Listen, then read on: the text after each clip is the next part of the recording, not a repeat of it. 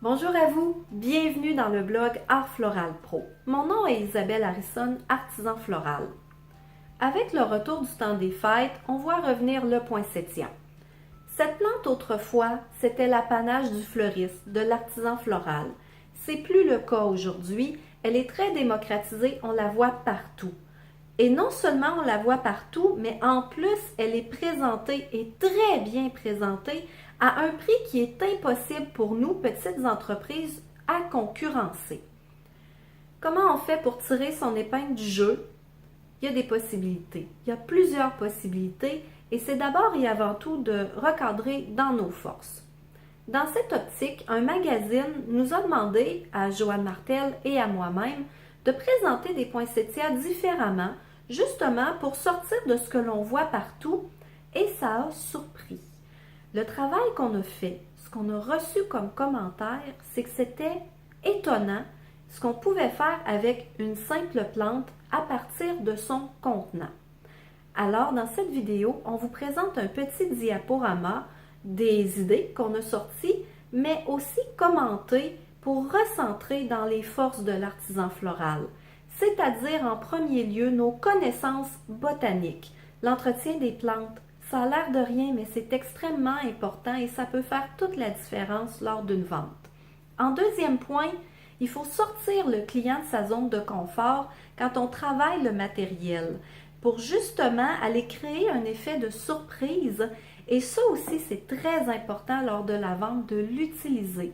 Et enfin, comme troisième point, c'est tout ce processus de réalisation que lorsque le client vient en magasin, il faut lui expliquer notre démarche, la fameuse proposition de montrer qu'on est professionnel, de donner tout ça à notre client pour qu'il se sente en confiance et qu'il achète chez nous plus cher que ce qu'il achèterait en grande surface, mais qui ressorte avec cette impression de plus-value qui est très importante. Alors sur ce, on entre tout de suite dans le vif du sujet avec une première photo. Donc, comme je le disais plus tôt, la première chose dont il faut tenir compte quand on parle de plantes et de poinsettias, c'est son entretien. Il faut comprendre qu'un client qui se présente chez nous et qui nous demande des conseils d'entretien pour une plante, même s'il n'a pas acheté chez nous, c'est important de lui transmettre l'information pour plusieurs raisons. En ce qui a trait au poinsettia, plus précisément, souvent les gens viennent nous voir parce que la plante n'est pas restée belle. Souvent, la plante a été achetée en grande surface et on n'a pas tenu compte des deux choses qu'un poinsettia déteste. La première chose, c'est une plante qui déteste les courants d'air et le froid. La deuxième chose, c'est une plante qui déteste être trop arrosée.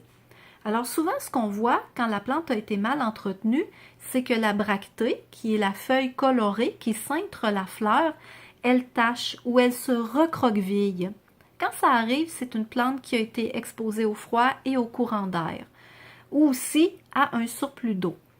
Évidemment, le client qui se présente en magasin avec ces symptômes-là, il faut lui faire comprendre pourquoi la plante a réagi de telle manière et pourquoi c'est impossible à récupérer. L'erreur qu'il a fait en l'achetant au mauvais endroit et la façon dont il peut se rattraper en achetant chez vous. En sachant ça, on donne l'information au client qui, lui, va comprendre qu'il fait affaire avec un professionnel, mais aussi c'est qu'il va en parler autour de lui. Alors, il va cibler, il va en parler à une clientèle potentielle auquel vous n'auriez pas nécessairement accès. Et cette clientèle-là va venir vous voir alors que vous n'avez fait aucun démarchage. La seule chose que vous avez fait, ça va avoir été de vous positionner en tant que professionnel et de donner l'information. Aussi, ce que nous, on doit faire en boutique, vous comprendrez que si vous êtes au Québec et qu'il fait moins 15 et que vous placez le poinsettia directement à côté de votre porte d'entrée, il y a des chances que votre plante réagisse et il y a des chances que le client vous revienne. Ça se peut qu'il ne soit pas très content. Alors, il faut réfléchir à la façon dont on peut créer la magie de Noël sans nécessairement mettre les plantes dans une situation qui les fragilise. Autre chose, il faut faire attention au drainage. Comme on le disait plus tôt, c'est une plante qui n'aime pas les surplus d'eau. Si vous travaillez en vase de verre, entre autres pour toucher les milléniaux, c'est important que vous expliquiez à votre client qui vient acheter cette plante qui est travaillée de cette manière-là, de pencher le pot pour s'assurer qu'il ne reste pas d'eau dans le vase et aussi de créer une excellente couche de drainage pour que la plante puisse perdurer. Donc, vous comprendrez que nos connaissances au point de vue de l'entretien des plantes sont très importantes. C'est important aussi de les diffuser parce que ça nous positionne en tant que professionnels, ça assoit nos compétences et le client, lui, qui vient chercher et qui vient trouver l'information, mais lui, il ne se sent pas laissé à lui-même et il y a de fortes chances que lorsqu'il revienne, il ne fera pas la même erreur et il va acheter chez vous. La deuxième chose à prendre en compte quand on travaille le poinsettia, c'est de réaliser que c'est une plante qui ne peut pas se passer de son contenant. Il faut que le contenant rende justice à la plante d'une manière la plus inusitée possible. Il faut aussi être conscient de ce qui s'offre dans les grandes surfaces et de faire quelque chose de complètement différent, d'être en avant de la vague. Par exemple, dans les photos qui vous sont présentées, on a dans un set qui est très coloré des pots qui ont été habillés avec du jeans. Joanne Martel, ma collègue, est allée acheter dans une friperie 2 paires de jeans pour un prix très raisonnable et elle les a découpés afin d'habiller les contenants. C'est une super idée parce qu'on utilise un matériel qui est complètement inusité et on le repense d'une autre façon. Et c'est assez extraordinaire parce que ça, c'est la force de l'artisan floral et jamais vous n'allez voir de poinsettia ou de plantes quelconques dans une grande surface travailler dans cet esprit. Et il faut comprendre que le client qui se présente chez nous, ce qu'il cherche, c'est du fait main. Alors, il faut vraiment plancher sur cet aspect. Donc, d'aller chercher une idée, de sortir de sa zone de confort, soi-même, mais aussi le client. Et ça, de l'expliquer aussi au client qui vient nous voir en magasin, d'expliquer notre démarche, d'expliquer pourquoi ça a été fait. Un autre exemple, vous allez voir un poinsettia qui est travaillé dans un style qui est très rustique, moderne, ou un pot de grès qui a quand même une belle patine a été travaillé avec de la cocotte, de la laine et des étoiles. Complètement en asymétrie avec la plante qui est bien assise dans le pot. Voyez-vous que si on l'apporte au client dans des termes comme ça, regardez à quel point c'est différent et ça respecte les besoins primaires de la plante parce que le trou de drainage est là, parce que ça permet une certaine respiration. Donc, vous allez avoir une plante qui est intéressante. Et non seulement vous avez une plante qui est intéressante, mais vous avez un contenant qui va perdurer, que vous pouvez conserver et dans lequel vous allez pouvoir remettre une plante éventuellement, que vous allez pouvoir ressortir aussi peut-être, pas nécessairement dans le temps des fêtes, tout dépendant de comment c'est décoré.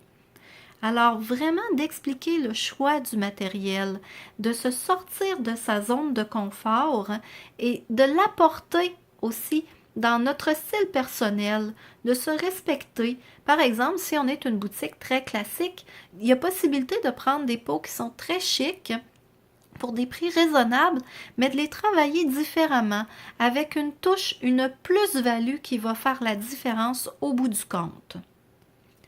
Enfin, il faut prendre conscience du processus de réalisation et de comment le proposer à son client. Toutes les étapes dont on a parlé, les connaissances botaniques, la réflexion qu'on a fait, la recherche qu'on a fait aussi pour travailler les contenants, tout ça, ça se paye à condition de bien respecter les étapes de la vente. Il ne faut pas être timide quand on explique notre démarche à notre clientèle. Vraiment de donner l'information et de les faire entrer dans notre passion, de les faire entrer dans cet amour du fait main et de leur faire prendre conscience de la symbolique derrière le travail que l'on a fait, ça peut être très, très, très payant au bout du compte. Parce que c'est toute la dimension qu'ils ne peuvent ni avoir en grande surface, ni avoir sur le web où on achète pour acheter, on donne et puis après c'est terminé. Il y a une chaleur qui n'est pas là, chaleur que le client vient chercher dès qu'il franchit les portes de votre boutique. De vous donner à votre client afin qu'il parte pas juste avec un poinsettia dans un beau contenant, mais qu'il parte aussi avec une idée particulière, qu'il parte avec une histoire, avec une symbolique qui vous est propre et qui fait une grosse différence entre le acheter pour acheter et acheter pour aller chercher quelque chose de particulier et se faire un cadeau ou offrir un cadeau qui sort de l'ordinaire, à la fois parce qu'il a été traité aux petits oignons, parce qu'il a été décoré d'une manière complètement inusitée, avec une démarche qui est très professionnelle et aussi un lien avec le client, entre le client et l'artisan, qu'on ne peut pas retrouver autrement qu'en y allant dans cette approche. Ceci termine donc notre diaporama. J'espère que toutes ces images vous ont donné des idées, des pistes que vous pourriez adapter à votre réalité de boutique, justement pour se sortir de notre zone de confort. En conclusion, j'aimerais vous dire qu'on ne peut pas réinventer le matériel avec lequel on travaille. Certes, à chaque année, il y a des nouvelles variétés de poinsettias qui sortent, qui sont plus belles les unes que les autres. Par contre, un poinsettia reste un poinsettia. C'est donc important de comprendre que même si on ne réinvente pas le matériel avec lequel on travaille, on peut réinventer la façon dont on le travaille, le présenter différemment et être en avant de la vague. Et c'est merveilleux parce que c'est ça aussi la force de l'artisan floral, de façonner le matériel et de prendre son imagination et de le transposer en quelque chose de tangible. Sur ce, je vous invite à nous suivre.